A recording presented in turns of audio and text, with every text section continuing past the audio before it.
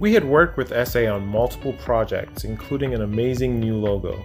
The next project was going to be an outstanding invitation for her next collection, but then COVID hit. We knew we had to change directions and started ideating on new ideas.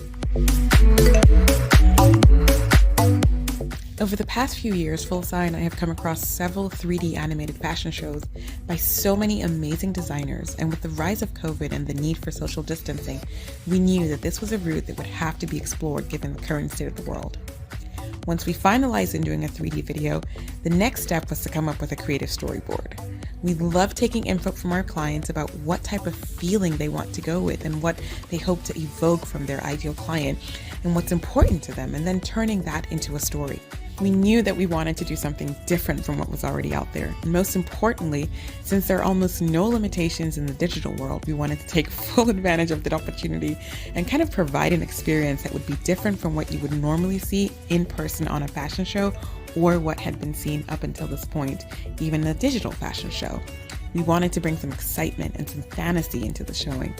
I mean, what is more fantasy than something out of a Cinderella story? Transformation, right? Because ESE's dresses are really that. They really transform the person wearing the clothes. You feel powerful, you feel different, you feel confident. And we wanted that transformation to really be part of our storyboard. We also knew that we wanted to have a model inside of the dress, but we didn't want them to be the focus. So we decided on a glass mannequin. The glass allows you to see through her and see all parts of the dress, but the fact that she's still there really helps to ground the motion of the dress. We came up with the concept of a particle catalyst being behind the outfit creation and exits. It's called the magical needle. Once we knew the storyboard, the next step was to start creating the models. I hadn't seen the dress in the initial phase of the planning because Didi and ESE were the ones that had discussed the initial parts of the project, and I jumped in when we were storyboarding. I almost fell off my chair when I saw the dresses. I think you actually did fall off the chair. The dresses were beautiful. They were gorgeous. But the level of detail on them was beyond anything that we've worked on in the past. I knew we had our work cut out for us. We identified the key areas of the dresses that we needed to model and texture, and then we got to creating the 3D models.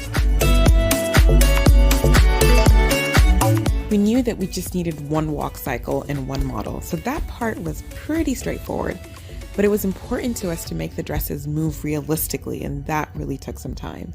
The slit on the gold dress, believe it or not, was a little challenging. We even had to ask ESE in the middle of the night to model it for us and show us how it moves. So we would call her and say, we need you to put that dress on or put someone in that dress, and we need to see the fluidity and the motion, and I need someone to walk towards me in that dress so that we can really understand how the particles and the motion of the dress occurs. But the dresses aren't all you have to animate. We had to bring the particle to life too. It needed to have its own personality since it played such a pivotal role in the story. We explored how it would interact with the model, how it would cause her to exit the dress, how it would create the dresses. We tested out having a sort of firework explosion when she's coming out of the dress once it impacts, but it was too loud and too bright, so we scrapped that in favor of a smoother exit. The camera work's also important. We knew that parts of the dress needed to be highlighted, so we played with the angles and how to pan to make sure we focused on the key areas that ESE wanted us to make sure stand out in the video.